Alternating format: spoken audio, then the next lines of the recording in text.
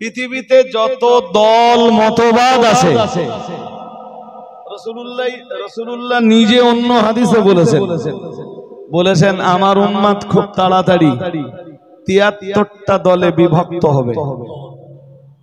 আমার উম্মতের দল হবে ৭৩টা।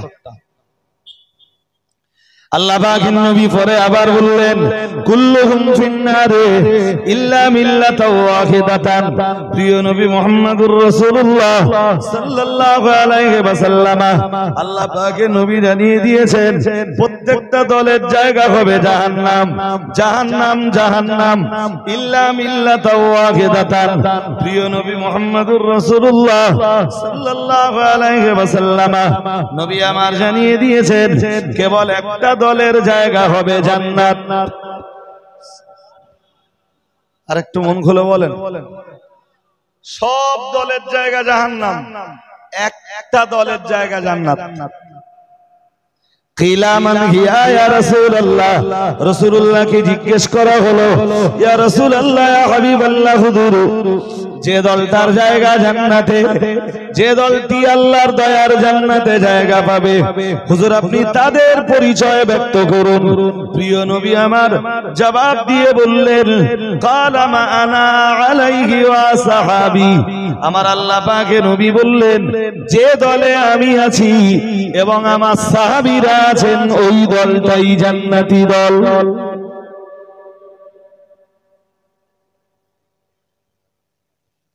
অর্থাৎ আমার দলে আর আমার সাহাবীদের দলে যারা, তারাই জান্নাতে। ভাই এই মজলিসের চাইতে রাস্তায় হুড়োহুড়ি অনেক বেশি, আমি অনেক আগে বুঝে ফেলেছি।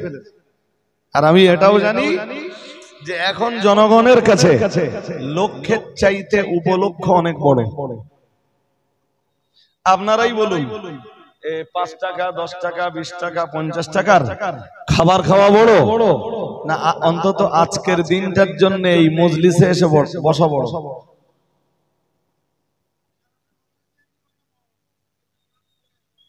কিন্তু এখানে আসবে না ভাই। চায়ের দোকানে সব সময় ভিড় বেশি, আর সোনার দোকানে সব সময়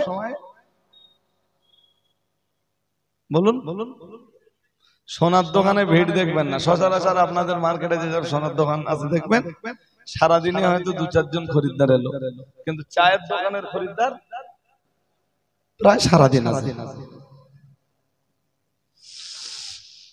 তা যার যেটা ভালো লাগে সে সেইটা করবে ভাই। এতে কোরআনুল কারীমে আল্লাহ বলেন, আমি খুব বেশি বলিও নে কাউকে মজলিসে আসবার জন্য আর ডাকিও নে। এরা এত প্রচার প্রসার করেছে, এরপরও এই মজলিসে লোক নেই। এরা এত প্রচার করেছে, এরপরও এই মজলিসে বলো লোক নেই। তা আমার আলাদা করে কাউকে ডাকবার দরকার নেই।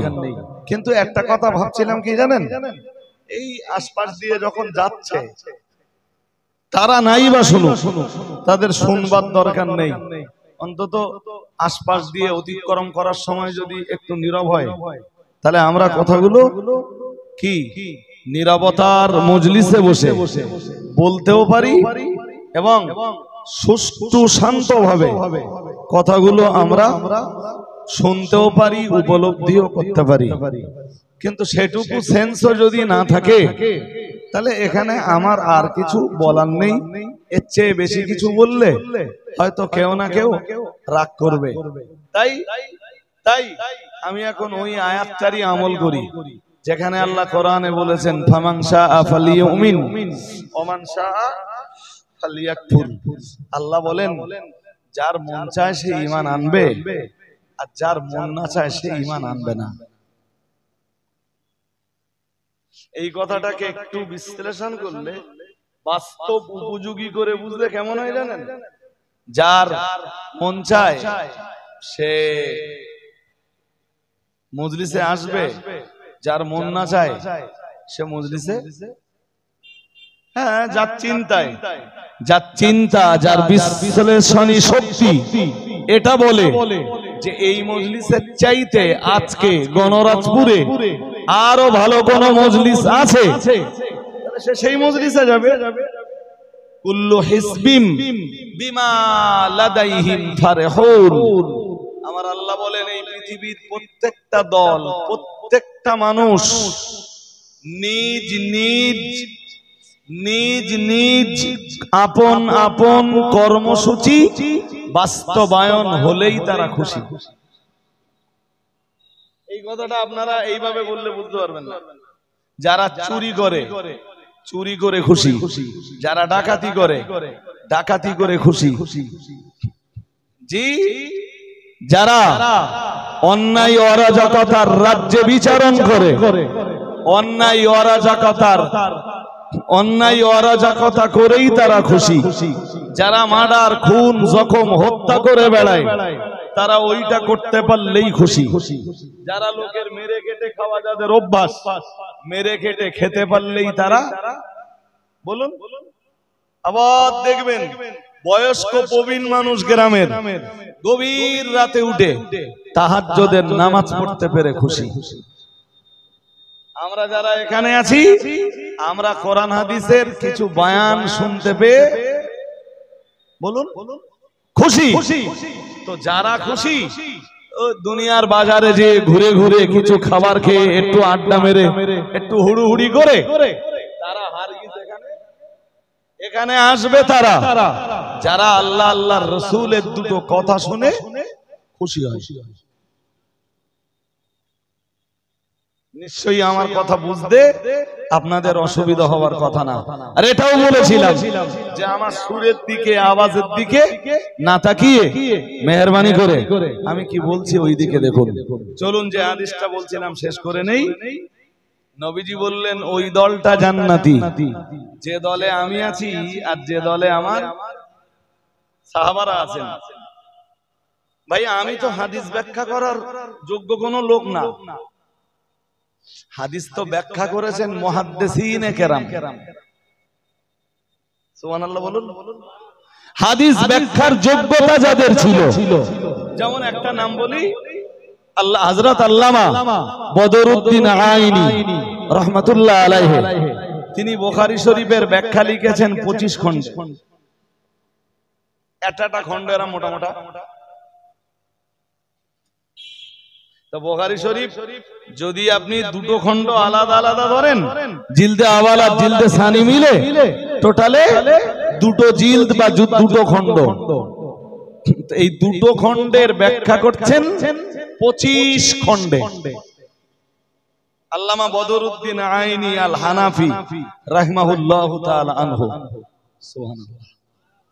আরেকটু মন খুলে বলেন। বড় মজার ব্যাপার, যিনি বুখারী শরীফের ব্যাখ্যা লিখছেন 25 খণ্ডে তিনি হানাফি। তিনি কি?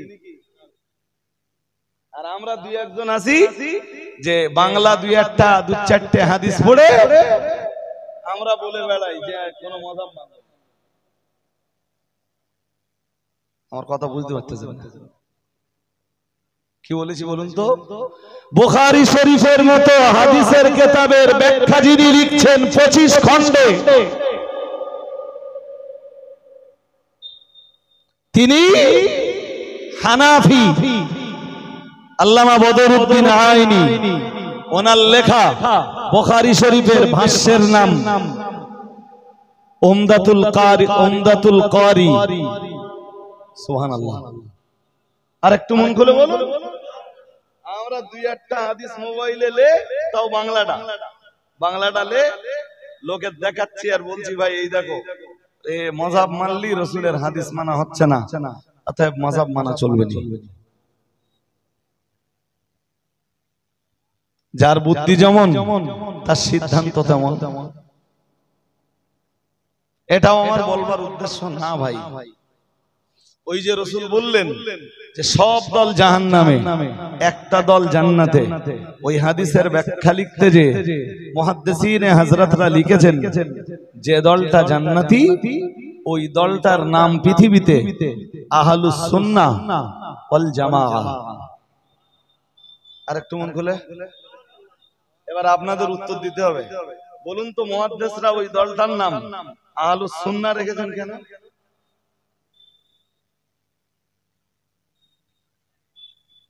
কষ্ট হয়ে যাচ্ছে আপনাদের। হ্যাঁ, আর একটু আগে আর একটা হাদিস বলেছিলাম মনে আছে, যেখানে রাসূল বলছিলেন আমি তোমাদের মাঝে কয় জিনিস দেখে যাচ্ছি,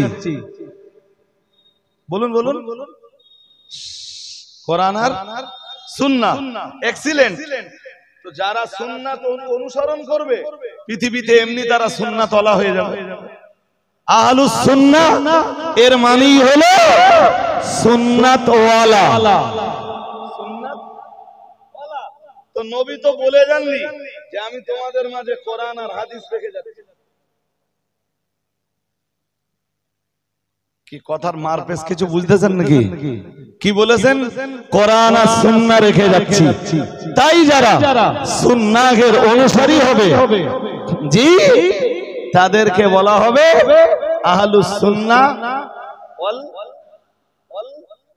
আমরা অনেকেই নিজেদের নামটাই জানি। এটা ভাই ভীষণ এক দুর্বলতা, বলো যে আমি কোন দলে আছি। আরে বাবা তুই কোন পীর সাহেব হুজুরের ভক্তটা বলে লাভ নেই। মৌলিক ভাবে যে দলটা নাজাতি দল, তুমি সেই দলে আছো কিনা সেইটা ভাবো। তুমি কোন হুজুরের ভক্ত ওটা বলে লাভ হবে না। তাহলে ওই নাজাতি দল খুব মন দিয়ে না শুনলে বুঝবেন না। ৭৩ দলের ভিতরে ওই জান্নাতি দলে কারা? রাসূল বললেন যে দলে আমি আছি আর যে দলে আমার সাহাবীরা আছেন, ওই দলে যারা আছেন তারাই বেহেশতি ফিরকা, তারাই জান্নাতি দল। আরেকটু মন খুলে বলেন।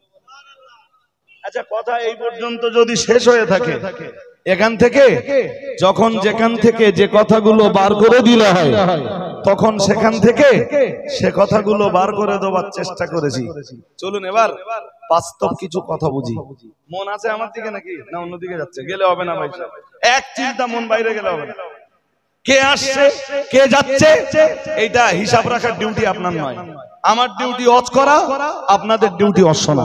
মন দিয়ে শুনতে হবে, নইলে মাথায় বলো কিচ্ছু যাবে না। এবার বলেন, রাসূলের দলে নামাজ আছে না নেই? জোর করে বলতে হবে। 4 বার না 5 বার?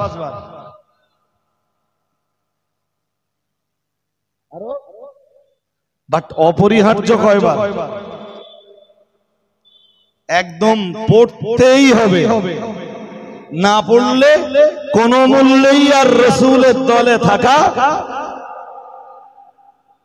আরে বাবা, আমি নামাজের ব্যাপারে তো সেই হাদিস বলিনি যেই হাদিসে রয়েছে যে রাসূল নামাজে দাঁড়িয়েছেন এত লম্বা সময় ধরে।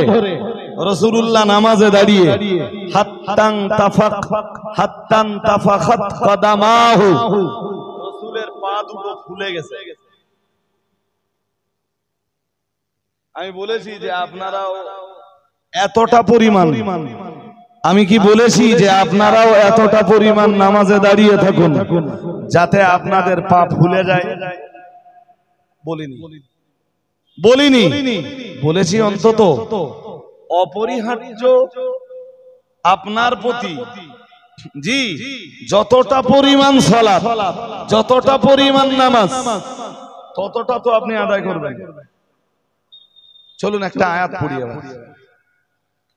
আল্লাহ পাকের কোরআন জানিয়েছে ইয়া আইয়ুহাল্লাযীনা আমানু রুকাউ, মহান আল্লাহ জানিয়েছেন ইয়া আইয়ুহাল্লাযীনা আমানু, হে দুনিয়ার ঈমানওয়ালা মানুষের দল, তোমরা যারা ঈমান এনেছো, আল্লাহকে যারা বিশ্বাস করেছো, পরকালকে যারা বিশ্বাস করেছো, জান্নাত জাহান্নামকে যারা বিশ্বাস করেছো, রাসূলকে যারা বিশ্বাস করেছো, কবরের শান্তি শাস্তিকে যারা বিশ্বাস করেছো, হাসরের ময়দানে একদিন কবর থেকে আবার উঠতে হবে।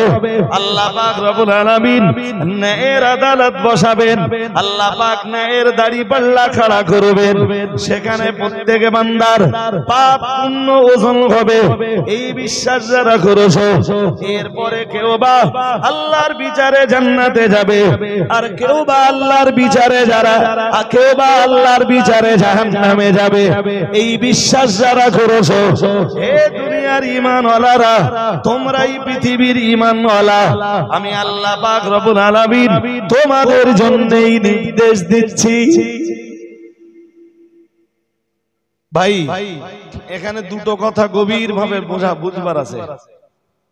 হুকুম দেওয়ার আগে আল্লাহ ঈমানদারদের ডাকতেছেন, কি বলে ডাকতেছেন? ইয়া আইয়ুহাল্লাযীনা আমানু। এখানে আপনাদের ইমাম সাহেব আছেন, আমি কোরআনে নেই, বাট বলবার সময় কোরআন বলে চালিয়ে দিলে তা আপনারা না বুঝলেও ইমাম সাহেব ধরে ফেলবেন।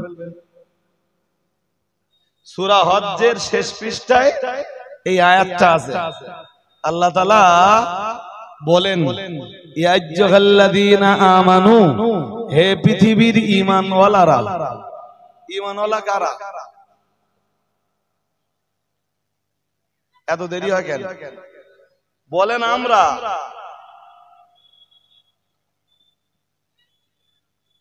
ঈমানওয়ালা কারা? তা শ্রোতারা না? তা শ্রোতারা কিছু বলে না কেন যে আমরা? বলার সন্দেহ হয়। ঈমানে সন্দেহ করার জায়গা নেই।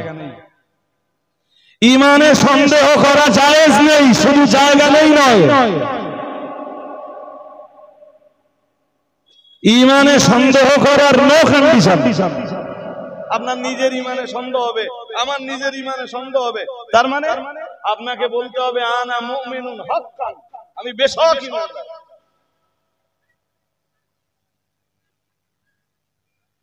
আমার কথা কিছু বুঝতেছেন নাকি? এই জন্য ইনশাআল্লাহ আমি ঈমানদার এই কথা বলা জায়েজ না। এই মশলা আবার বুঝতে পারবে কিনা সবাই আমি জানি না। ইনশাআল্লাহ আমি ঈমানদার এই কথা বলা জায়েজ নেই। যদি আমায় জিজ্ঞান হুজুর কেন জায়েজ নেই? ইনশাআল্লাহ মানে যদি আল্লাহ চান। আপনি কি বললেন? ইনশাআল্লাহ আমি ঈমানদার যদি বলেন, তার মানে কি দাঁড়াবে? যদি আল্লাহ চান তাহলে আমি ঈমানদার। কোন বান্দা কাফের হয়ে যাক, আল্লাহ এটা কখনো চায় না। আল্লাহ কখনো চায় না। তাই আপনাকে কি বলতে হবে? ইনশাআল্লাহ আমি ঈমানদার এটা বলা যাবে না। আপনাকে বলতে হবে আনা মুমিনুন হাক্কান, নিশ্চয়ই নিশ্চয়ই আমি ঈমানদার। আর যদি বলেন না হুজুর কি জানি কি হয়েছে, ভেতরে আছে কি গেছে, ঈমানদার যদি না হন তাহলে সমস্যা কি আছে জানেন? হাসরের মাঠে কোনো বিচার টিচার কিচ্ছু হবে না। ধরবে জাহান্নাম, ধরবে। এত আওয়াজ হচ্ছে কেন ভাই? পিছনে টিছনে কমিটির ছেলেরা কোথায়? হ্যাঁ, আপনারা কেউ উঠবেন না প্লিজ। এই খুব কষ্ট করে আমি এই পর্যন্ত গড়েছি। এই এতটা কষ্টের ফসল এখন আপনারা। এই ফসল যদি নষ্ট হয় তা আমার আরো কষ্ট হবে। এই কারণে ভাই আপনি মনে কিছু করবেন না জানেন। হ্যাঁ, জাস্ট আমরা তো আসি আপনাদের মতো রোগী যারা, তাদের ডাক্তার হিসাবে। তো আপনাদের যেখানে যেখানে একটু অর্ধেক রোগ টোগ আছে দেখে দেওয়াটাই আমাদের কর্তব্য। আর আরেক হাদিসে আছে নবীজি বলেন একজন ঈমানদার আর একজন ঈমানদারের জন্য আয়না। মানে আপনারাও আমার জন্য আয়না। আমার কোনো ত্রুটি বিচ্যুতি আপনাদের আয়নায় ধরা পড়ে থাকলে আমি নাম্বার পরে আমার বলে দেবেন, আমি চেষ্টা করব সেই ত্রুটি বিচ্যুতি গুলো শুধরে নেওয়ার। আর আমার আয়নায় যদি আপনাদের ত্রুটি বিচ্যুতি কিছু ধরা পড়ে তাহলে আপনাদের কাজ কি? সংশোধন হওয়া, না আমি চলে গেলে আমার নামে ছোট মোটা বলা? এইটা বুদ্ধিমত্তার পরিচয়। জি, তাহলে আমরা সবাই ঈমানদার। বলুন আলহামদুলিল্লাহ। হ্যাঁ, এটা বলতে পারবেন যে আলহামদুলিল্লাহ আমি ঈমানদার। বুঝতে পারেননি? আল্লাহ আমাকে ঈমান আনার তৌফিক দান করেছেন, সেই আল্লাহ শুকরিয়া জ্ঞাপন করছি। মুসলমানদের ঘরে জন্ম নেওয়াটা এবং খুব সহজে ঈমান ইসলাম পাওয়াটা আমাদের জন্য এটা আনন্দের। সুবহানাল্লাহ বলুন। আরে আওয়াজ দিয়ে বলুন না। এবারে একটা কথা মুখস্থ করুন, ঈমান 6 জিনিসের নাম। একদম বাইরে কান যাবে না আমাদের, ও চিল্লাচিল্লি হচ্ছে ভাই খুব। জি, ঈমান 6 জিনিসের নাম। 6 জিনিস বিশ্বাস করলে একটা লোক ঈমানদার। কয় জিনিস? এই 6 জিনিস আমি জিজ্ঞেস যদি করি এক এক করে, আপনারা সবাই হয়তো বলতে পারবেন না। এটাও একটা আফসোসের ব্যাপার, কষ্টের ব্যাপার। এরপরেও আমি বলে দিচ্ছি হাদিস দিয়ে, আমার নিজের কোনো কথা নয় ভাই, হাদিস শরীফে এসেছে। আল্লাহ পাকের রাসূল জানিয়েছেন, আনতুমিনা বিল্লাহি ওয়া মালাইকাতিহি ওয়া রুসুলিহি, আনতুমিনা বিল্লাহি ওয়া মালাইকাতিহি ওয়া কুতুবিহি ওয়া রুসুলিহি ওয়াল ইয়াউমিল আখিরি ওয়া তুমিনা বিল কদরি খাইরিহি ওয়া শাররিহি মিনাল্লাহি তাআলা আও কামা ক্বালা আলাইহিস সালাম। প্রিয় নবী মুহাম্মদুর রাসূলুল্লাহ সাল্লাল্লাহু আলাইহি ওয়াসাল্লামকে যেদিন জিজ্ঞাসা করা হয়েছিল, ইয়া রাসূলুল্লাহ, ইয়া হাবিবাল্লাহ, হুজুর ঈমান কাকে বলা হয়? প্রিয় নবী ঈমান কাকে বলা হয়, এই জিনিসটার ব্যাখ্যা দিতে যে বলেছিলেন 6 জিনিস বিশ্বাসের নাম ঈমান। আজকে মুখস্থ করে বাড়ি যাবেন, জীবনে যেন ভুল না হয়। আরবিটা মনে না থাক, বাংলাগুলো মনে রাখতে হবে। এরকম একটা দৃঢ় প্রত্যয় নেন যে আমি একজন মুসলিম বলে দাবিদার, মুসলমান পাড়ায় বছরের পর বছর বসবাস করে এসেছি, কিন্তু আমি ঈমান জানবো না, ঈমান কাকে বলে জানবো না, এটা হতে পারে না। এমন শ্রোতা আছে জীবনে 50টা মজলিসে অশোনা হয়ে গেছে, এমন শ্রোতা আছে 100 ওয়াজের মজলিসে অশোনা হয়ে গেছে, বাট আজও ঈমান কাকে বলে এইটা জানে না। আমি ওয়াজ যখন শুরু করেছিলাম, আমি একটা আওয়াজ পেয়েছিলাম শ্রোতাদের থেকে, কেউ একজন বলেছিলেন যে ভোটের কথা বলেন না। কেউ একজন বলেছিলেন আপনাদের ভিতর থেকে। আমি ভোটের কথা বলিনি, বলো। ওই কথাটা বলছিলাম যে আপনাদের গ্রামে একবার ভোটের ডিউটি করতে এসেছিল, তাই তখন থেকে আপনাদের গ্রামটা চিনি। কিন্তু দুটো কারণে এই কথাটা তিনি বলে ফেলেছেন। এক, ধৈর্যের ঘাটতি। শেষ পর্যন্ত কি বলে দেখি, এটুকু ধৈর্য আর নেই। ওইটুকু শুনেই ভাবতেছে যে কে জানি হুজুর ভোটের কথাটা তো বলে কিনা। ভাই, আমি রাজনৈতিক জগতের লোক নই, আর আমি যেটুকুই ওয়াজ করি ওইটুকুই একদম নির্ভেজাল কোরআন আর হাদিসের তথ্য দিয়েই জনগণের কাছে করি। এই 6টা জিনিস মুখস্থ করে নেন। এক, আল্লাহ পাকের রাসূল জানিয়েছেন, আনতুমিনা বিল্লাহি, 1 নম্বরে আল্লাহ বিশ্বাস। কার প্রতি বিশ্বাস? জোর করে বলেন, আছেন না নেই? এ বাবাজি কি ঘুমিয়ে পড়েছে নাকি? ও, আপনারা শুনছেন খুব মনোযোগ দিয়ে, এতেই আমি খুব তৃপ্ত। এখন আপনারা শ্রোতা হিসাবে খুব ভালো, খুব ভালো, আলহামদুলিল্লাহ। এবারে আল্লাহ বিশ্বাসের ধরনটা কেমন হবে, আল্লাহ বিশ্বাসের পদ্ধতিটা কেমন হবে, এই পদ্ধতি নিয়ে আজকে আমার আলোচনা নয়। কিন্তু আল্লাহকে বিশ্বাস করতেই হবে। তবে কিছু জিনিস বলে যাই, আল্লাহকে বিশ্বাস করতে হবে সেই কায়দায়, সেই কায়দায় আল্লাহকে বিশ্বাস করতে হবে। সূরা ইখলাস আল্লাহ নাযিল করেছেন যেই কায়দায়। সুবহানাল্লাহ। আরেকটু মন খুলে বলেন, কোন কায়দায় আল্লাহ বিশ্বাস করবেন? সূরা ইখলাসের কায়দায়। আরে বাবা, তাওহীদ, একত্ববাদ। আমরা একত্ববাদী, আমরা এক আল্লাহ পূজারী। সুবহানাল্লাহ বলুন। তো এক আল্লাহর প্রতি ঈমানটা কিভাবে আনবেন, ওইটা তো সূরা ইখলাসে আছে। কোথায় আছে?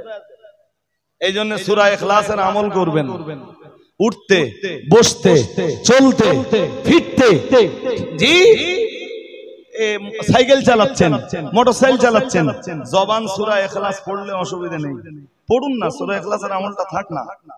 বিছানায় শুয়ে পড়েছেন, ঘুম আসে না, সূরা ইখলাস পড়ুন যতক্ষণ ঘুম না আসে।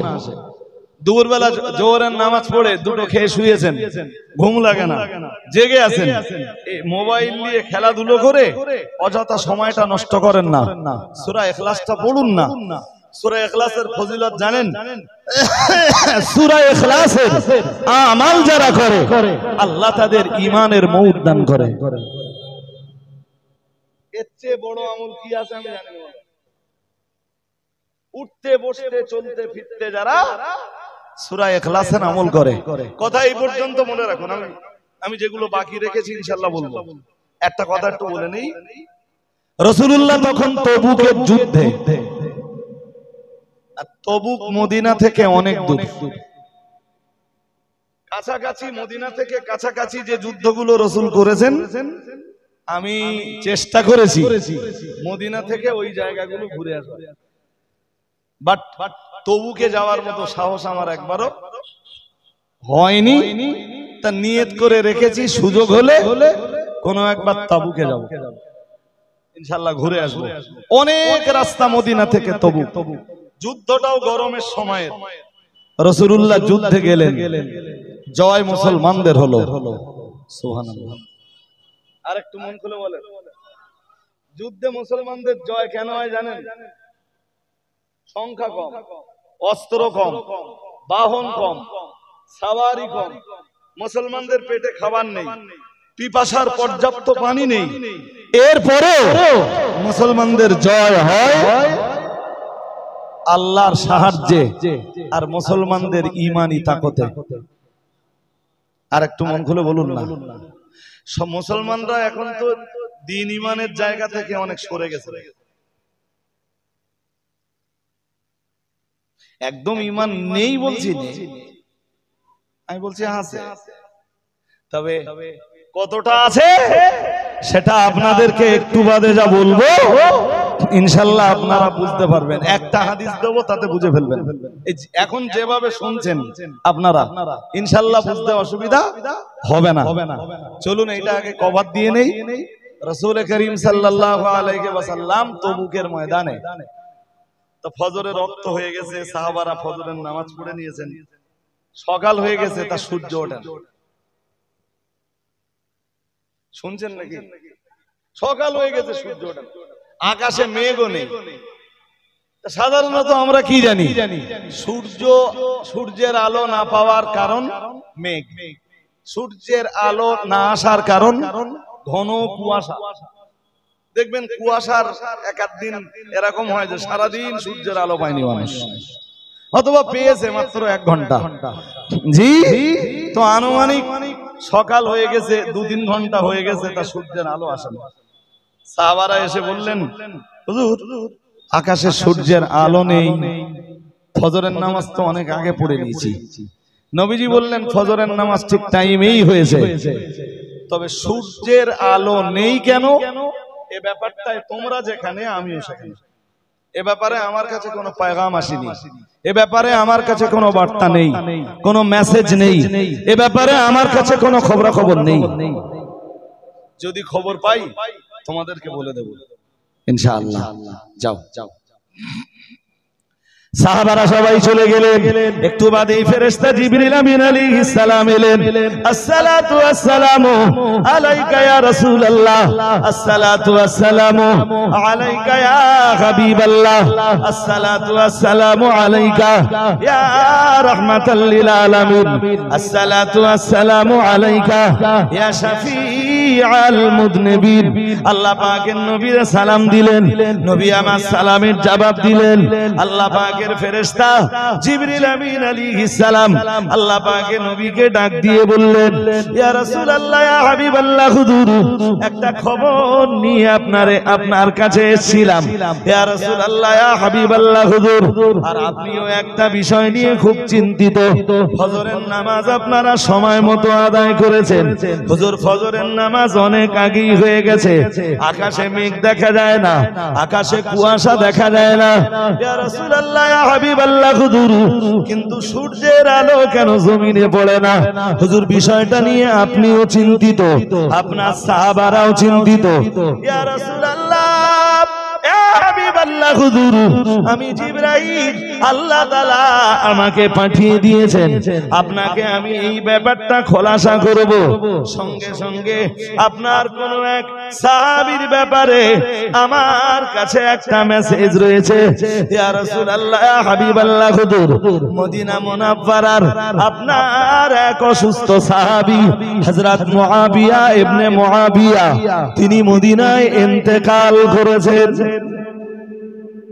ইন্না লিল্লাহি, পড়ুন সবাই, ইন্না লিল্লাহি ওয়া ইন্না ইলাইহি রাজিউন।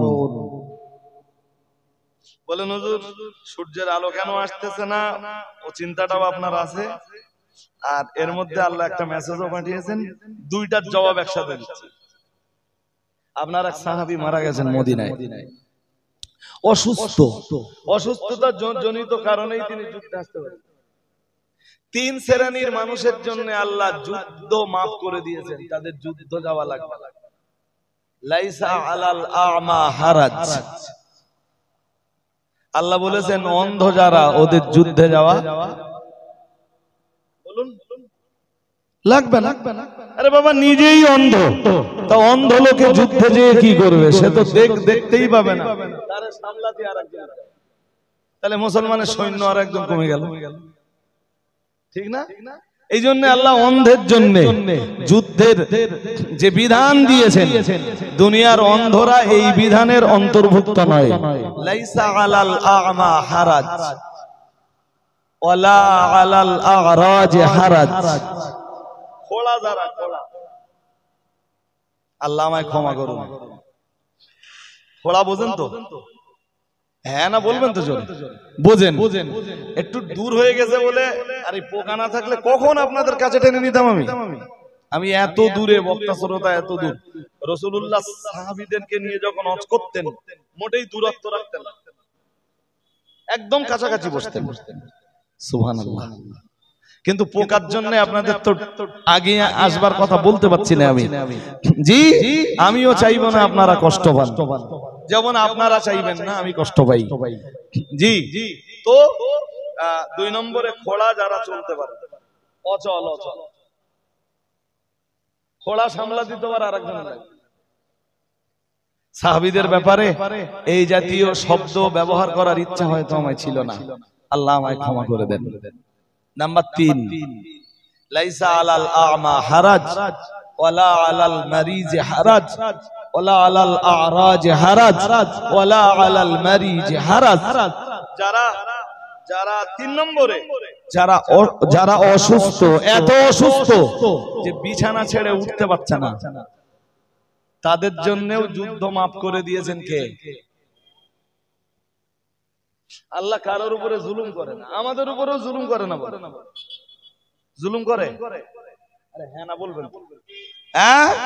আপনি যেদিন দাঁড়িয়ে নামাজ না পড়তে পারছেন, আল্লাহ আপনার উপরে জোর করেছেন?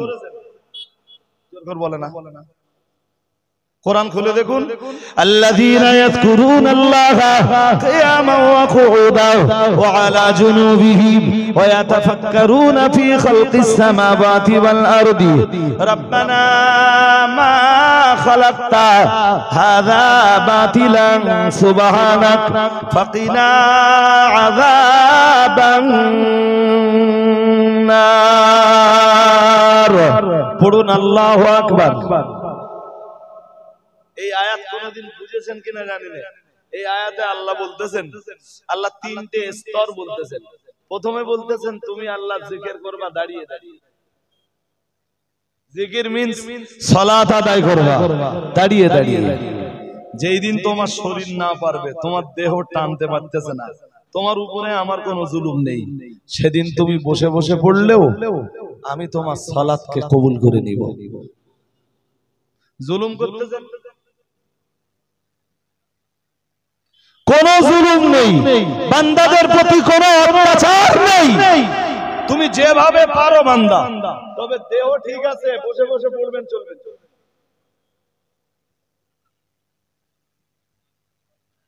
দেহ কি? আরে ভাই ওদিকে মন দিলে আমি বলেছি যা পারে হয়ে যাবে।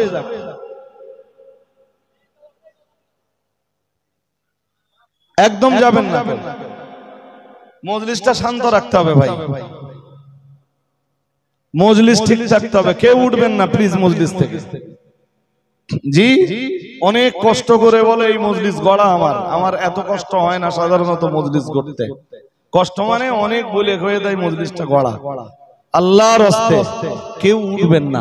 ও সমস্যা হয়েছে, ইনশাআল্লাহ সমস্যা সলভ হয়ে যাবে। আমরাও দোয়া করি সমস্যা সলভ হোক। তাহলে আল্লাযীনা ইয়াযকুরুনাল্লাহা কিয়ামান ওয়া কুউদান, মহান আল্লাহ জানিয়েছেন যারা আল্লাহর জিকির করে দাঁড়িয়ে দাঁড়িয়ে, আল্লাহ পাক রব্বুল আলামিন জানিয়েছেন কিয়ামান ওয়া কুউদান। এরপরে 2 নম্বরে বলেছেন যেদিন দাঁড়িয়ে দাঁড়িয়ে আল্লাহর জিকির করার মতো ক্ষমতা থাকে না, যেদিন দাঁড়িয়ে দাঁড়িয়ে আল্লাহর জিকির করার মতো সামর্থ্য থাকে না, মহান আল্লাহ জানিয়েছেন যারা আল্লাহর জিকির করে বসে বসে, যেদিন আপনার দেহ না পারবে ওই দিন আপনি বসে বসে আল্লাহর জিকির করুন, বসে বসে আপনি সালাত আদায় করুন। ও বাবাজিরা ভাইরা, আল্লাহ পাক ওখানে থেমে না যে, আল্লাহ পাক বান্দা বান্দীদের দিকে তাকিয়ে আরো একটুখানি বললেন। আল্লাহ পাক রব্বুল আলামিন বললেন ওয়া আলা জুনুবিহিম, মহান আল্লাহ বললেন, মহান আল্লাহ পাক রব্বুল আলামিন বললেন যেদিন তোমার দেহে বসবার মতো ক্ষমতাও থাকবে না, তুমি এত অসুস্থ অথবা এত বড় বৃদ্ধ হয়ে গেছো, অথবা অসুস্থতা জনিত কারণে বিছানা তোমার জীবন সঙ্গী হয়ে গেছে, আল্লাহ পাক রব্বুল আলামিন জানিয়েছেন এই রকম কঠিন পরিস্থিতিতে তোমার দাঁড়িয়েও সালাত আদায় করা লাগবে না, তোমায় বসে বসেও সালাত আদায় করা লাগবে না, তুমি শুয়ে থাকা অবস্থাতে সালাত আদায় করলেও চলবে। আর একটু মন খুলে বলেন, আল্লাহ আমাদের প্রতি জুলুম করে? জোরে বলুন, সবাই বলুন, জুলুম করে না। আল্লাহ পাক রব্বুল আলামিন জানিয়েছেন ওমা আনা বিযাল্লামিল লিল আবিদি, না না না না না, আল্লাহ পাক রব্বুল আলামিন জানিয়েছেন আমি আমার বান্দাদের উপরে অত্যাচারী নই, আমি আমার বান্দাদের উপরে জালিম নই। ও বাবাজিরা ভাইরা, চলুন এবার কামব্যাক করি।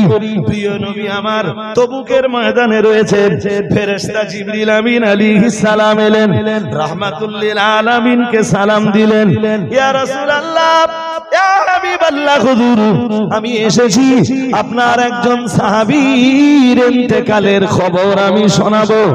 আমার আল্লাহর নবী আল্লাহর হাবিবকে তার এক সাহাবীর ইন্তেকালের খবর শোনালেন। ইয়া রাসূলুল্লাহ ইয়া হাবিবাল্লাহ হুজুর, মদিনা মুনাওয়ারায় আপনার একজন সাহাবী ইন্তেকাল করেছেন, ওনার নাম মুআবিয়া ইবনে মুআবিয়া। ইয়া রাসূলুল্লাহ আপনার ওই সাহাবীর জানাজা নামাজে অংশ নেওয়ার জন্য, আপনার ওই সাহাবীর সালাতুল জানাজাতে অংশগ্রহণের জন্য আল্লাহর এত বেশি ফেরেশতাদের নুজুল ঘটেছে। হুজুর ফেরেশতারা ডানা মেলে আসমান থেকে অবতরণ করেছিলেন। ফেরেশতাদের এই অগণিত ডানার কারণে জমিনবাসীরা সূর্যের আলো পাচ্ছিল না। আর একটু মন খুলে বলুন, হুজুর অন্য কোনো কারণ না, আপনার সাহাবী, আপনার এক সাহাবীর ইন্তেকাল ঘটেছে, ওনার নাম হযরত মুআবিয়া ইবনে মুআবিয়া রাদিয়াল্লাহু তাআলা আনহু। উঠবেন না কেউ ভাই, প্লিজ মজলিস ছেড়ে কেউ উঠবেন না। কমিটির ছেলেরা আছে, ওরা নিয়ন্ত্রণ করবে। জি, তবে এই কঠিন পরিস্থিতির মোকাবেলায় এ কথা বলা এবং মজলিস ঠিক রাখা এটা একটা চ্যালেঞ্জের ব্যাপার। জি আস্তে আস্তে ইনশাল্লাহ শান্ত হয়ে যাবে। আমরা তো কখনো অশান্তি হই হুল্লোড় গোলযোগের পক্ষে কথা বলবো না। আমরা সব সময় শান্তিকামী। আল্লাহ সাকিনা নাযিল করুন, সালামত নাযিল করুন। বলুন আমিন, বলুন না আমিন। আল্লাহ আমাদের সবাইকে মাহফুজ করুন, বলুন না আমিন। চলুন তাহলে সূর্যের আলোটা আসছিল না কেন? মদিনায় এক সাহাবীর ইন্তেকাল ঘটেছে, তার জানাজা নামাজে ফেরেশতাদের নুজুল ঘটছিল, অবতরণ ঘটছিল। ফেরেশতারা ডানা মেলে মেলে জমিনে নামছিলেন। আমার দিকে ভাই, রাস্তার দিকে দেখলে হবে না, দুই একজনের মন আবার রাস্তায় চলে যাচ্ছে, তাহলে তো আমার এই কথাগুলো বলার আর কোনো মূল্যায়ন হবে না। জি তো ফেরেশতাদের নুজুল ঘটছিল, অবতরণ ঘটছিল, তাই সূর্যের আলো জমিনে আসছিল না। জি এরপরে ফেরেশতা জিবরিল বললেন, হুজুর আপনার যে সাহাবীর জানাজায় এত লোক হাজির হয়েছেন, আপনি তার জানাজা পড়বেন। মজার ব্যাপার বলো, এবার আপনি পড়বেন? রাসূল বললেন কেন নয়, কিন্তু আমি তো তাবুকে, লাশ কোথায় আপনারা বলুন। শুনে তো আপনাদের বলতে পারার কথা, লাশ মদিনায়, রাসূলুল্লাহ তাবুকে। জি কেমনে আমি জানাজা পড়ি? ফেরেশতা জিবরিল বললেন, হুজুর সহজ ব্যাপার, সৌজন্যে ফেরেশতা জিবরিল, ব্যবস্থা আমি করে দেব। বললেন আপনি ব্যবস্থা করলে আমি আমার সাহাবীর জানাজাটাও পড়ব। ফেরেশতা জিবরাইল রাসূল পাকের সামনে দাঁড়িয়ে জমিনে ডানা দিয়ে ঝাপটা দিলেন। সঙ্গে সঙ্গে হয় তাবুক থেকে মদিনা পর্যন্ত যত পর্দা ছিল সব আল্লাহ তুলে দিলেন লাশ সামনে, আর নইলে জমিন আল্লাহ সংকুচিত করে দিলেন। সুবহানাল্লাহ। আরেকটু মন খুলে বলেন, আরে ভাই এ ক্ষমতা আল্লাহর আছে না নেই? মেরাজ থেকে যে রাত্রে রাসূল ফিরে এসেছেন, মেরাজের রাত্রে তো রাসূল প্যালেস্টাইনের, ফিলিস্তিনের বাইতুল মুকাদ্দাসে গিয়েছিলেন, যে মসজিদটা পৃথিবীর শ্রেষ্ঠ 3 মসজিদের এক মসজিদ। সুবহানাল্লাহ। আরেকটু মন খুলে বলুন, শ্রেষ্ঠ মসজিদ কাবা, শ্রেষ্ঠ মসজিদ মসজিদে নববী, 3 নম্বরে শ্রেষ্ঠ মসজিদ বাইতুল মুকাদ্দাস। সব নবীরাও গেছেন, মেরাজের রাতে আল্লাহ আমাদের নবীকেও সফর করাচ্ছেন। আমাদের নবী তো জানালা দরজা ধাপ কটা আছে, সিঁড়ি কটা আছে, জানলা কটা আছে, দরজা কটা আছে, এসব গুনবার জন্য তো যায় না। পরের দিন এসে যখন প্রশ্ন করছে, রাসূল বিরোধী যারা, যাদের কাজ হলো সবসময় রাসূলের দুশমনি করা, তারাই প্রশ্ন করছিল যে হুজুর বাইতুল মুকাদ্দাসে গেছেন, তাহলে বলুন জানলা কটা আছে, দরজা কটা আছে। আর রাসূলের সব গুনবার জন্য গেছে। আমি যদি আপনাদের মসজিদে এসে এক ওয়াক্ত নামাজ পড়ি, তা আমি নামাজ পড়তে ধরবো না গেট কটা আছে এইটা গুনবো, না জানলা কটা আছে, গ্রিল কটা আছে, দরজা কটা আছে, সিঁড়ির ধাপ কটা আছে, এসব গুনতে যাবো? আপনিও যে কোনো নতুন মসজিদে নামাজ পড়তে গেলে আপনি ধাপ গুনেন নাকি যে সিঁড়ির কটা ধাপ আছে? রাসূলকে যখন প্রশ্ন করলো, স্বভাবতই এগুলো তো কেউ গুনে না, তাহলে রাসূল ওদের প্রশ্নের কাছে বেইজ্জতি হয়ে যাবে। সঙ্গে সঙ্গে আল্লাহ রাসূলের সামনে থেকে নিয়ে আর বাইতুল আকসা পর্যন্ত, বাইতুল মুকাদ্দাস পর্যন্ত যত পর্দা ছিল সবগুলো পর্দা আমার আল্লাহ তুলে দিলেন। রাসূলের সামনে বাইতুল মুকাদ্দাস, জানালা কটা, দরজা কটা, সিঁড়ির ধাপ কটা, রাসূলুল্লাহ সব দেখে দেখে বলে দিলেন। তো পর্দা, পর্দা ভাই মন রাস্তায় দিলে হবে না, আবার বলছি প্লিজ, পর্দা তুলে দেওয়ার ক্ষমতা আল্লাহর আছে না নেই? এরকম দৃষ্টান্ত ইতিহাসের পাতায় তারিখের পাতায় হাদিসের কিতাবে অনেক রয়েছে ভাই। আমি চাইলে আরো আপনাদের দিতে পারবো, বাট আমার লক্ষ্য ওটা না। আগে কোথায় কোথায় ওয়াজ ছেড়ে রেখেছিলাম সবগুলো আমার মনে পড়ছে, সেখানে ব্যাক করব। জি, তো রাসূল বললেন আমি জানাজা পড়বো, ফেরেশতা জিবরিল ব্যবস্থা করে দিলেন। রাসূল জানাজা পড়ে নিলেন, ফেরেশতা জিবরাইল চলে যাচ্ছেন। যাওয়ার সময় বললেন হুজুর, তা আপনার ওই সাহাবীর জানাজায় এত ফেরেশতার আগমন ঘটলো কেন? এইটা তো আমায় জিজ্ঞেস করলেন না। রাসূল বললেন বলুন। আল্লাহ পাকের ফেরেশতা জিবরিল আমিন আলাইহিস সালাম বললেন, ইয়া রাসূলুল্লাহ, ইয়া হাবিবাল্লাহ, হুজুর আপনার ওই সাহাবী হযরত মুআবিয়া ইবনে মুআবিয়া রাদিয়াল্লাহু তাআলা আনহুর জীবনের একটা দুরন্ত আমল রয়েছে। সে আমলটা হলো আপনার সাহাবী মুআবিয়া ইবনে মুআবিয়া উঠতে, বসতে, চলতে, ফিরতে, অবসর সময়ে সব সময় উনি সূরা ইখলাসের আমল করতেন। কোন সূরা? সূরা ইখলাসের আমল করার কারণে আল্লাহ পাক রব্বুল আলামিন তার জানাজা নামাজে একটা বর্ণনায় রয়েছে ৭০,০০০ ফেরেশতার নুজুল ঘটেছে। তাই আপনাদের বলেছি জি যে সূরা ইখলাসের আমল করুন। আর একটা ওর গুরুত্বপূর্ণ দিক কি বলেছিলাম? সূরা ইখলাসের আমল করলে আল্লাহ ঈমানের উপরে তাকে মওত দান করে। আর একটা কাজ সেই সঙ্গে সঙ্গে করবেন, কিছু আমল আপনাদের দিয়ে যাই, সেটা হলো মেসওয়াক করা। হাটে যাচ্ছেন, হয়তো হাটে মাগরিবটা পড়তে হবে। বাজারে মার্কেটে যাচ্ছেন, হয়তো মার্কেটে মাগরিবের সেটা পড়তে হবে। পকেটে যেন একটা মেসওয়াক থাকে। নামাজের উযুর আগে একটু মেসওয়াকটা করে নেন। যারা মেসওয়াক ঠিকঠাক করে আল্লাহ তাদের ঈমানের মওত দেয়। সুবহানাল্লাহ কই বলতেছেন? হ্যাঁ,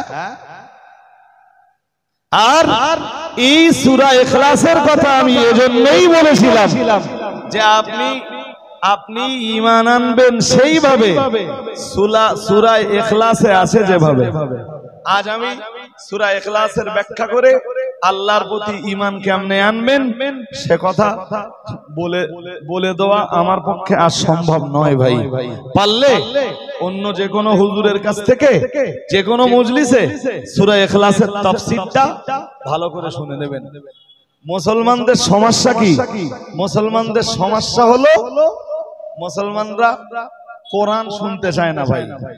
কোরআনের ওয়াজ করলে হুজুরের ওয়াজ খুব গুরুত্বপূর্ণ হয়েছে বা হুজুরের ওয়াজ খুব ভালো হয়েছে বলে অনুভূত হয় না।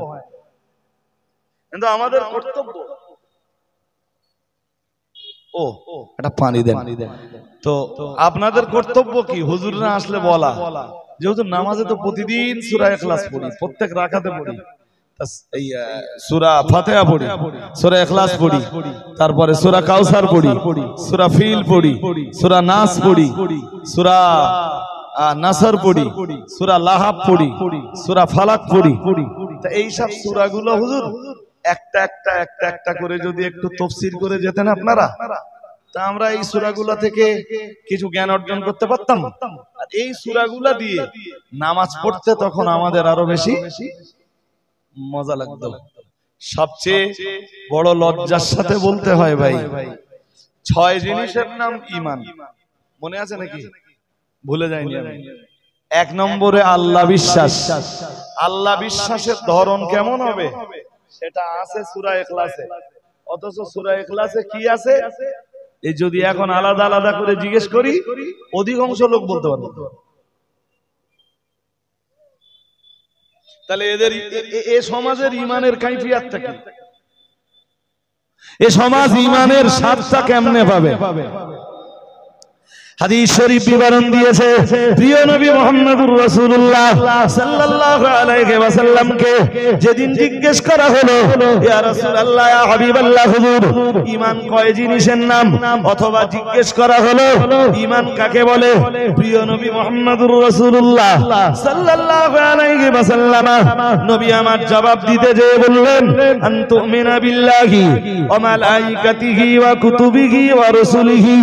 দয়ার নবী মুহাম্মদুর রাসূলুল্লাহ সাল্লাল্লাহু আলাইহি ওয়াসাল্লাম আমার আল্লাহর নবী বললেন 6 জিনিসের নাম ঈমান। 1 নম্বরে বললেন আনতুমিনা বিল্লাহ, 1 নম্বরে বললেন আল্লাহ বিশ্বাস। 2 নম্বরে বললেন ওয়া মালাইকাতিহি, নবী আমার 2 নম্বরে বললেন ফেরেশতা বিশ্বাস। শুনছেন নাকি? 2 দেখি বলুন তো, ফেরেশতা বিশ্বাস। এবার ফেরেশতা বিশ্বাসের ধরনটা কেমন হবে, ফেরেশতা বিশ্বাসের কাইফিয়াতটা কেমন হবে, ওটাও কোরআন হাদিস দিয়ে আপনাকে জেনে নিতে হবে যে আমি কেমনে ফেরেশতা বিশ্বাস করলে আমার ঈমান আল্লাহর দরবারে মঞ্জুর হবে। ফেরেশতা বিশ্বাসে যদি ঘাটতি হয় ঈমান নট কমপ্লিট থেকে যাবে। যেমন আমি একটা আয়াত শুধু বলি, দেখেন কেমন লাগে। ওয়া ইন্না আলাইকুম লাহাফিযিন কিরামান কাতিবিন ইয়ালামুনা মা তাফআলুন। আমার আল্লাহ পাক রব্বুল আলামিন জানিয়েছেন, আল্লাহ পাক রব্বুল আলামিন জানিয়েছেন ওয়া ইন্না আলাইকুম লাহাফিযিন, তোমাদের কাছেই রয়েছে তোমাদের আমাল সংরক্ষণকারী ফেরেশতা। আল্লাহ পাক রব্বুল আলামিন জানিয়েছেন কিরামান কাতিবিন, তারা হলেন সম্মানিত লেখক ফেরেশতাগণ, তারা সম্মানিত লেখক ফেরেশতাগণ। ইয়ালামুনা মা তাফআলুন, আল্লাহ পাক রব্বুল আলামিন জানিয়েছেন তোমরা যা করো তা তারা সব খবর রাখে। এই বিশ্বাসও ফেরেশতাদের উপর রাখতে হবে যে আমাদের কাছে সব সময় ফেরেশতারা আছে, আর আমরা যা করছি ওই ফেরেশতারা তা লিখছে। আমার কথা বুঝতে অসুবিধা হচ্ছে নাকি? হ্যাঁ, আর এই বিশ্বাস যেদিন এসে যাবে ঈমানদার আর চুরি করবে না, ঈমানদার আর জিনা করবে না। এই বিশ্বাস যেদিন এসে যাবে ঈমানদার সুদ খাবে না, ঈমানদার আর ঘুষ খাবে না, ঈমানদার আর লটারির টিকিট স্পর্শ করবে না, ঈমানদার আর জুয়া খেলবে না, ঈমানদার আর পাপ কার্যের ভিতরে কখনো প্রবেশ করবে না। যখন ঈমানদারের এই বিশ্বাসটা আসবে, ফেরেশতা বিশ্বাসের সঙ্গে সঙ্গে যে আমার কাছে লেখক ফেরেশতা আছে, এদিকে একজন, এদিকে কথা বলেন না। إذ يتلقى المتلقيان عن اليمين وعن الشمال قعيد ما يلفظ من قول إلا لديه رقيب عتيد। ও বাবাজিরা ভাইরা, এই বিশ্বাস যেদিন আসবে মানুষের গুনাহের কাজ বন্ধ হয়ে যাবে, পাপের কাজ বন্ধ হয়ে যাবে, তখন বান্দা শুধু নেকির কাজের আঞ্জাম দেবে, ভালো কাজের আঞ্জাম দেবে।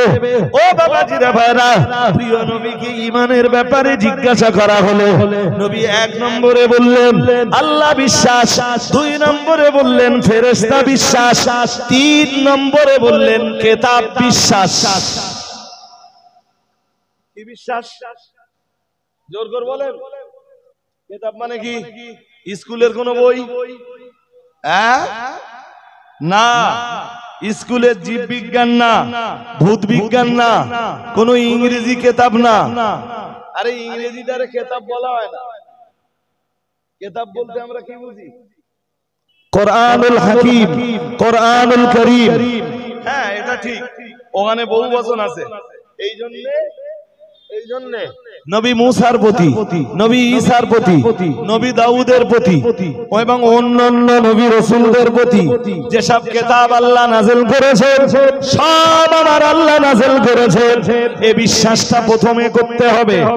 আর সর্বোপরি এই বিশ্বাসটা করতে হবে কোরআনুল কারীম মুহাম্মাদুর রাসূলুল্লাহ সাল্লাল্লাহু আলাইহি ওয়াসাল্লামের উপরে নাযিল হয়েছে।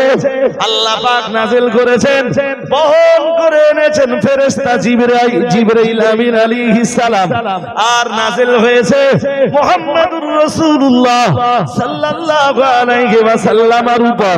কোরআনুল কারীমের শুরু থেকে শেষ পর্যন্ত যা কিছু আছে সবই সত্য।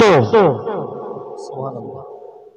আরেকটু মন খুলে বলেন, আমি বিশ্বাসের ধরনটা, কোরআন বিশ্বাসের কাইফিয়াতটা কেমন হবে আমি পুরোপুরি আপনাদের কাছে বলতে পারলাম না। বললে ওই 6 জিনিসের এক এক জিনিসের ব্যাখ্যা এক এক মজলিসে, শুধু আল্লাহ বিশ্বাসের ব্যাখ্যা এক মজলিসে, ফেরেশতা বিশ্বাসের ব্যাখ্যা আর এক মজলিসে, কিতাব বিশ্বাসের ব্যাখ্যা আর এক মজলিসে। আলাদা আলাদা করে 2 ঘন্টা টাইম না দিলেও অন্তত 1 ঘন্টা করে টাইম দিলে তবে এই বিষয়গুলো আমি কোরআন দিয়ে হাদিস দিয়ে ডিসকাস করতে পারবো।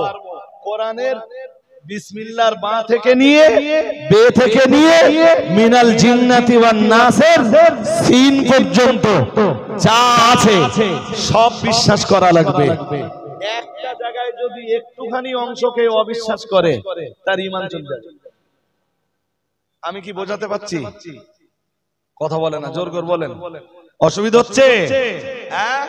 হাজিরিনে মজলিস, সুতরাং আমার দিকে মন লাগান। জি, আর একটা কথা বলে দেই, আর একটা কথা মারাত্মক কথা। ধরুন মৌলানায় সুদের রদ করছে, সুদের আয়াত কোথায় আছে? ও আয়াত মৌলবী তৈরি করেছে না আল্লাহ নাযিল করেছে? জোর করে বলেন। আল্লাহ নাযিল করেছে। এইটা যদি কেউ অবিশ্বাস করে তার ঈমান থাকবে? জোরে বলুন। কারণ ঈমান আনতে গেলে কয় বিশ্বাস? 6 বিশ্বাসের 3 নম্বরের বিশ্বাস হলো বিশ্বাস করা লাগবে কোরআন আল্লাহ নাযিল করেছেন, মুহাম্মাদুর রাসূলুল্লাহ সাল্লাল্লাহু আলাইহি ওয়াসাল্লামের উপরে নাযিল হয়েছে।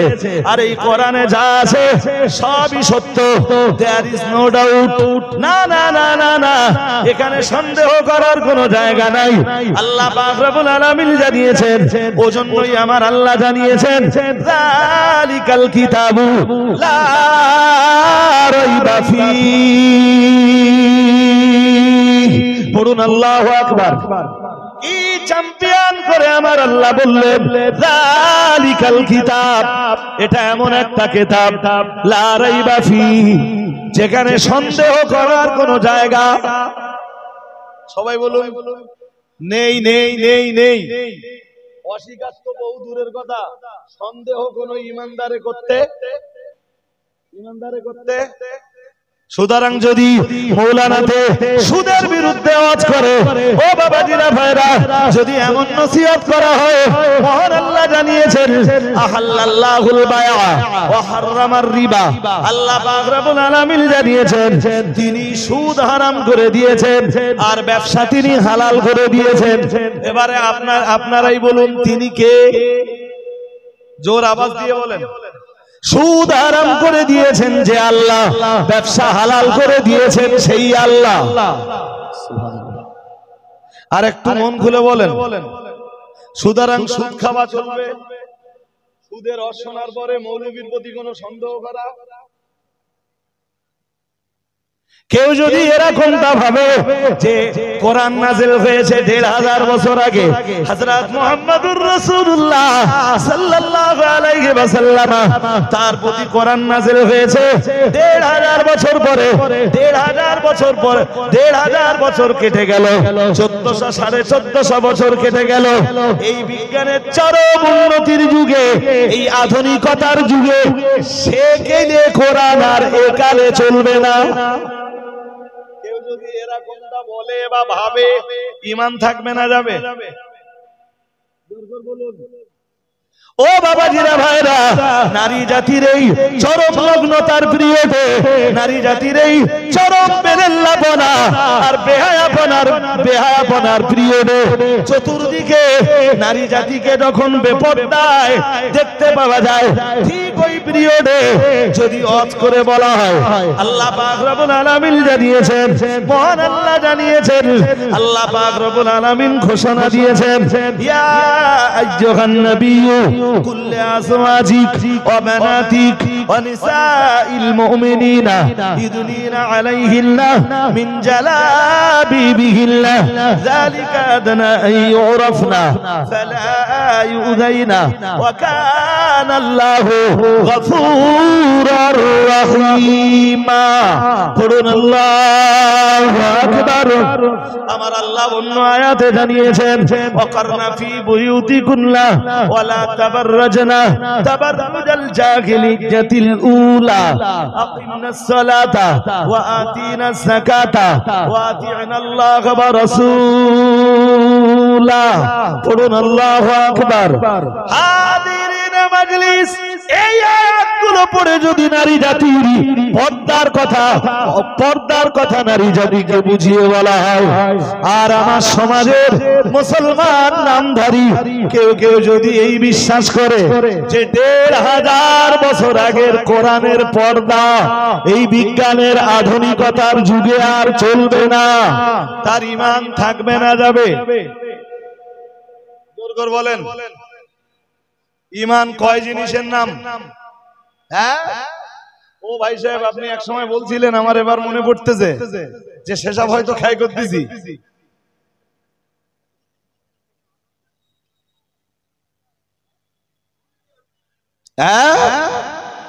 আপনার বলিনি গো, আপনি যেটা ভাবছিলেন এতক্ষণ পরে দেখেন আমার ভাবনার সাথে মিলে গেল। মদ খাওয়া লোক মুসলিম পাড়ায় আছে না নেই? মদের বিরুদ্ধে ইমাম বললে ইমামের ইমামতি, হারামখোরের বিরুদ্ধে কোরআন হাদিস দিয়ে যদি ইমাম মসজিদের মেহরাবের উপরে দাঁড়িয়ে বলে ইমামের ইমামতি টাকা খুব বলেন। কারণ আগে মসজিদ কমিটি হতো আল্লাহ ওয়ালারা, ধার্মিকেরা, পরহেজগাররা, মুত্তাকি বান্দারা। আগে মসজিদ কমিটি হতো তারা, 5 বারের নামাজি যারা, জামাতে আসতো যারা। কিন্তু বর্তমানে অধিকাংশ জায়গায় মসজিদ কমিটি সমাজের প্রভাবশালী লোকেরা, ঠিক না? এখন মসজিদ কমিটি থাকতে গেলে কিছু শর্ত থাকতে হবে। প্রথম শর্ত, মাইন্ডে নেবেন না যেন, সব ক্ষেত্রে প্রযোজ্য না, আমি বলেই নিচ্ছি, সব গ্রামের ক্ষেত্রে আর সব জায়গার ক্ষেত্রে আর সব কমিটির ক্ষেত্রে প্রযোজ্য না, বহু ক্ষেত্রে প্রযোজ্য, মিলিয়ে নেবেন। এখন মসজিদের কমিটিতে ঢুকবার জন্য মদ লাগবে, মদ, মাঝে মাঝে মদ খাওয়ার গুণ থাকা লাগবে। আর কি?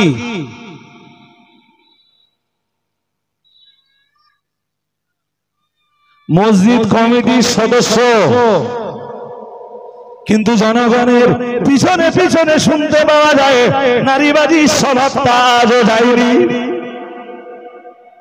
মসজিদ কমিটিতে ঢুকে গেছে শুধু টাকার প্রভাবে, টাকা আছে, পয়সা আছে, প্রভাব আছে, জনসমর্থন আছে। ও বাবাজিরা ভাইরা, মসজিদ কমিটিতে জায়গা পেয়েছে।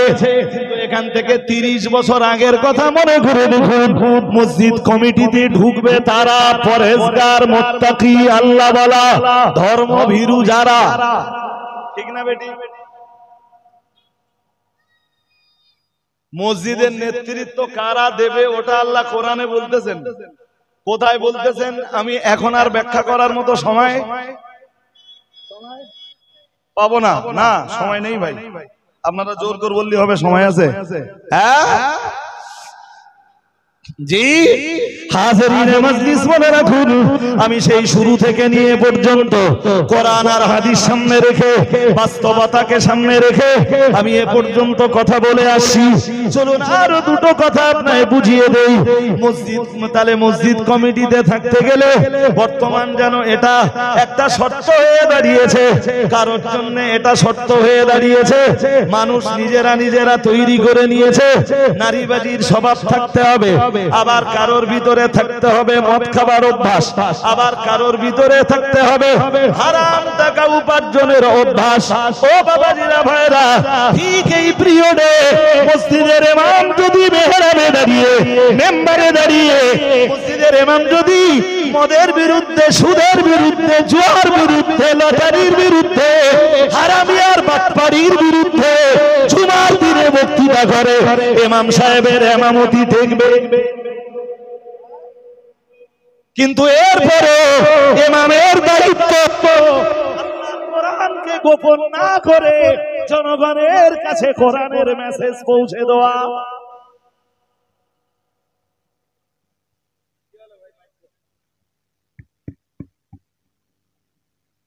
শিখির দেখো ভাই, একটু দরুদ শরীফ পড়ে নেন, আর আপনারা এই সুযোগে যেন পালিয়ে যান না, খবরদার। অন্তত আমার শেষ করা পর্যন্ত তো, হ্যাঁ যদি নিতান্ত উঠবার দরকার হয় তো আমি শেষ করলে উজু সেরে আবার এসে বসবেন।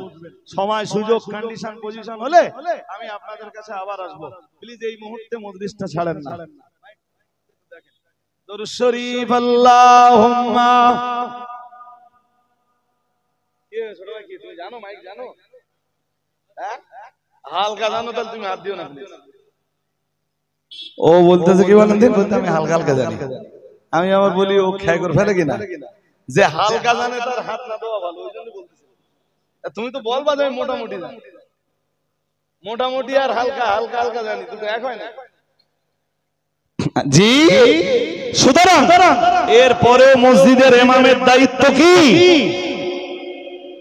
কোরআনকে গোপন না করা। কারণ মনে আছে গোড়ার কথা, রাসূল কয় জিনিস রেখে গেছেন? হ্যাঁ, কোরআন আর সুন্নাহ, এই দুই জিনিস কোন গোপন করা কোন আলেমের কর্তব্য নয়। মারবে মার খাবো, রাসূল তো ওই জিনিস প্রচার করতে যে মার খেয়েছে। হ্যাঁ না বলবেন তো, মার খেয়েছে না খায়নি?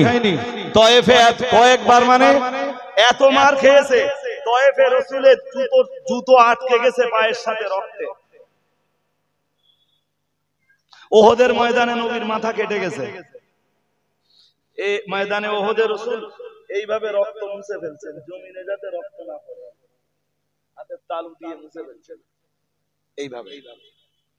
আর আল্লাহকে ডাক দিয়ে বলছেন আল্লাহুম্মা হাদি কওমি ফাইন্নাহুম লা ইয়ালামুন।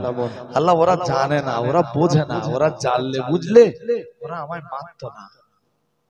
ওদের নবী ওদেরকে ক্ষমা করে দিয়েছেন, আল্লাহ আপনিও ওদেরকে ক্ষমা করে দিন। আর একটু মন খুলে বলুন না। যদিও আমাদের ওলামাদের ভিতরে এই ধৈর্য আজকে সমাজে আর আছে। শুধু খাওয়ায় একটু টুটি করে দেখো, তাই পরের বার দাওয়াত নিচ্ছে না,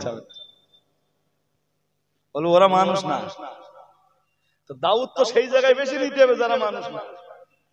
যারা মানুষ আছে সেখানে আর দাওয়াত নেওয়ার দরকার আছে? হ্যাঁ না বলে না, হুজুর বলে দিলে ওরা মানুষ না, ওরা দাওয়াত নেব না। তো দাওয়াত তো সেখানেই নিতে হবে যারা মানুষ না। কোরআন হাদিসের রস নিয়ে তাদের কি চেষ্টা করতে হবে মানুষ করার। তা হুজুর বলতেছে ওরা মানুষ না, ওখানে হুজুর যেখানে মানুষ আছে তুমি সেখানে কি করতে যাওয়া? সেখানে তো তোমার যাওয়াই লাগবে। কথাবার্তা বলতে গেলেও তো একটু ভেবে বলতে হয়। হাজিরিনে মজলিস, আমি লম্বা ব্যাখ্যা করলে ওই 6 জিনিস কভার দিতে পারবো না। 3 হয়েছে না? কি কি হয়েছে? 1 নম্বরে আল্লাহ বিশ্বাস, 2 নম্বরে ফেরেশতা বিশ্বাস, 3 নম্বরে কিতাব বিশ্বাস, 4 নম্বরে রাসূলিহি নবী রাসূল বিশ্বাস।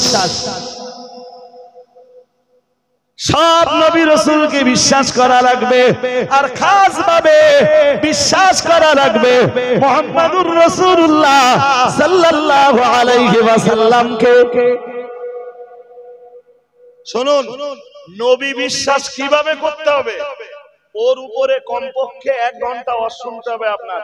যখন আপনি বলবেন লা ইলাহা ইল্লাল্লাহ মুহাম্মাদুর রাসূলুল্লাহ, এটাই ঈমানের কালেমা। এর এক প্রান্তে রয়েছে আল্লাহ বিশ্বাস, আর এক প্রান্তে রয়েছে মুহাম্মাদুর রাসূলুল্লাহ সাল্লাল্লাহু আলাইহি ওয়াসাল্লামের রিসালাতের প্রতি বিশ্বাস। এক প্রান্তে রয়েছে তাওহীদ, আর এক প্রান্তে রয়েছে রিসালাতের প্রতি বিশ্বাস। যখন আপনি মুহাম্মাদুর রাসূলুল্লাহ সাল্লাল্লাহু আলাইহি ওয়াসাল্লাম এই কথাটা বলবেন, আপনার ভিতরে 5টা জিনিস লাগবে। আল্লাহ বিশ্বাসের জন্য কি কি লাগবে আমি তো ব্যাখ্যা দেইনি, শুধু এতটুকু বলে যাচ্ছি আজকে। যখন আপনি পড়বেন মুহাম্মাদুর রাসূলুল্লাহ, মুহাম্মদ সাল্লাল্লাহু আলাইহি ওয়াসাল্লাম আল্লাহর রাসূল, এই কথাটা বলার সময় 5টা বিশ্বাস লাগবে। কটা? আমার কথা বুঝতেছেন নাকি? কটা বিশ্বাস লাগবে? ওই 5টা বিশ্বাসের আবার বিশদ বিবরণ, বিশদ আলোচনা। চলুন আমি কামব্যাক করি। আজ আমি ওই বিশদ আলোচনার ভিতরে ঢুকবো না। 1 আল্লাহ বিশ্বাস, 2 ফেরেশতা বিশ্বাস, 3 কিতাব বিশ্বাস, 4 মুহাম্মাদুর রাসূলুল্লাহ সাল্লাল্লাহু আলাইহি ওয়াসাল্লামের প্রতি বিশ্বাস। ও বাবাজিরা ভাইরা, গভীরভাবে মাথায় রাখুন। আর যদি কেউ আমার রাসূলকে বিশ্বাস না করে, আমার নবীকে কেউ যদি বিশ্বাস না করে, আমার নবীর রিসালাতকে যদি কেউ মেনে না নেয়, কেউ যদি পড়ে লা ইলাহা ইল্লাল্লাহ কিন্তু আমার নবীর রিসালাতকে যদি কেউ স্বীকার না করে, তার ঈমান কমপ্লিট নয়, তার ঈমান নট কমপ্লিটেড। হাজিরিন মাজলিস মনে রাখুন, ও বাবাজিরা ভাইরা, গভীরভাবে বুঝবার ব্যাপার। আর যখনই আপনি মুহাম্মাদুর রাসূলুল্লাহ সাল্লাল্লাহু আলাইহি ওয়াসাল্লাম বলবেন, তখন 1 নম্বরে আপনাকে বিশ্বাস করা লাগবে তিনি আমার রাসূল। 2 নম্বরে বিশ্বাস করা লাগবে তিনি শুধু আমার রাসূল নন, तमाम পৃথিবীবাসীর রাসূল, কুল কায়নাতের রাসূল, तमाम মখলুকের রাসূল। 3 নম্বরে বিশ্বাস করা লাগবে লা নবিয়্যা বাদা, আমার নবী মুহাম্মাদুর রাসূলুল্লাহ সাল্লাল্লাহু আলাইহি ওয়াসাল্লামকে পৃথিবীতে পাঠিয়ে আমার আল্লাহ নবুয়তের দরজা বন্ধ করে দিয়েছেন। আমার নবীর পরে আর কোন নবী নাই নাই নাই।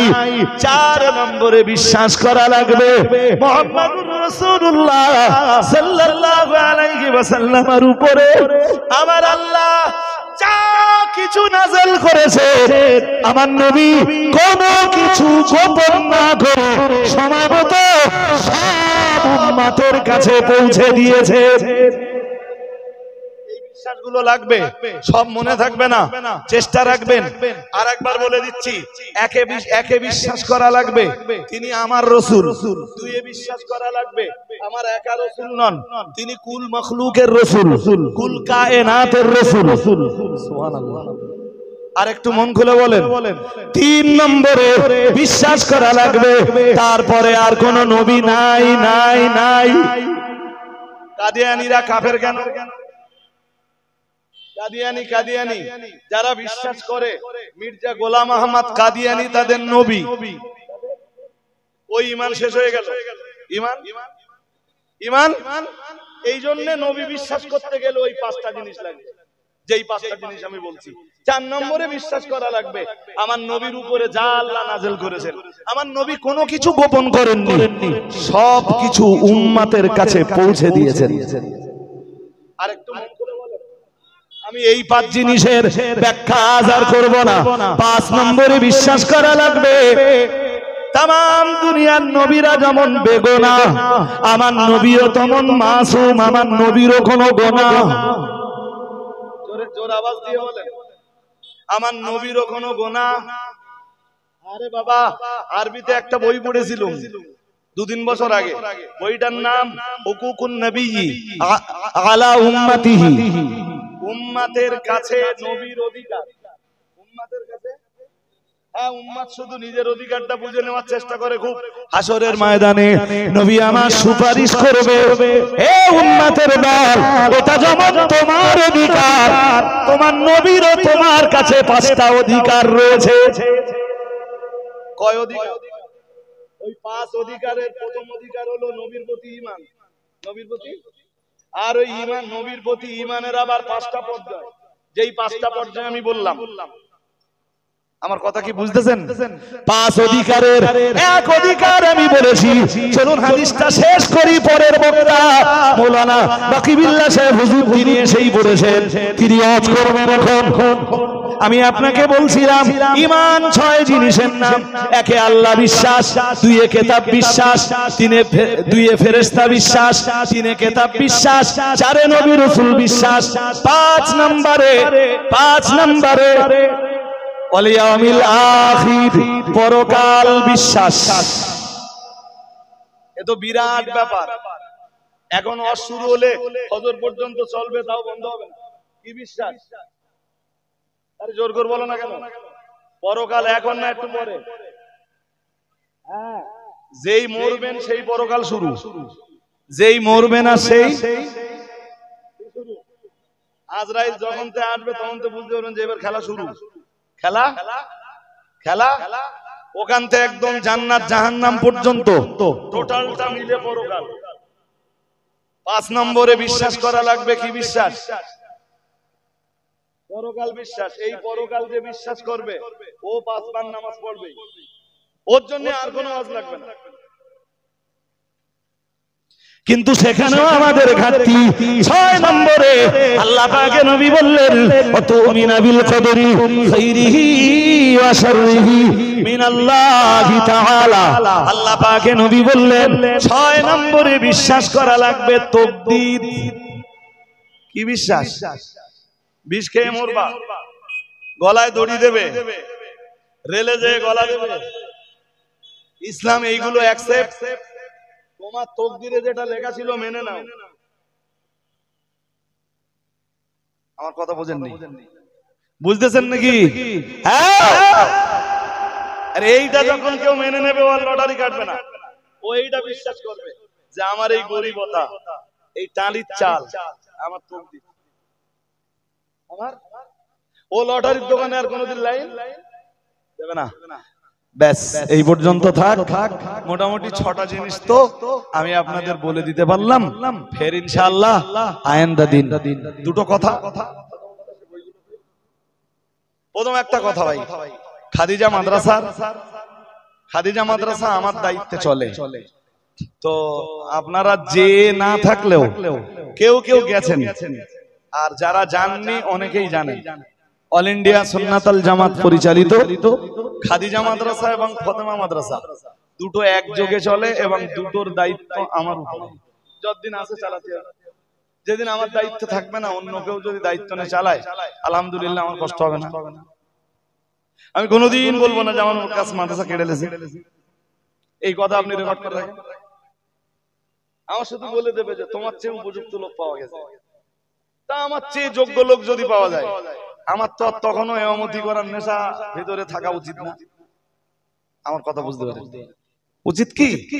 যোগ্য লোক যখন পাওয়াই গেছে, তাহলে সেই যোগ্য লোক দিয়ে চলবে। বছরে 2 কোটি টাকা প্লাস খরচ। কত বললাম? 2 কোটি। এবার খরচ 2 কোটি 14 লক্ষ প্লাস। সব বলো দানের উপর চলে। এখন 1200 মেয়ে, 3 বার খাওয়া, তাহলে 3600 পাতে ভাত দিতে হবে। আলু তো সাইকেলের রোডে কোনে গেলে হবে না, হবে কেরিয়ারে করে 2 বস্তা নে গেল তো হবে না, হবে 1200 মেয়ে মানে হবে। আরে হ্যাঁ না বলবেন তো? হবে হবে না, চাইলো তো তাই চলে কোনে গেলে হবে তো 1200 মেয়ে খাবার দিতে হবে তো। এই জালে সব হয়ে গেল। কদিন ছুটি দিলুম, এই গত কাল থেকে মেয়েরা আবার আসা শুরু হয়ে গেছে। গত কাল থেকে আসতেছে সব। আজকে থেকে তো ওদের পরীক্ষা স্টার্ট হয়েছে। দূর দূরান্তের মেয়েরা তো কালকে বিকেল বেলা এসে গেছে, রাত্রি ঢুকে গেছে, সন্ধ্যার আগে ঢুকে গেছে। তো আবার শুরু হয়ে গেছে খেলা।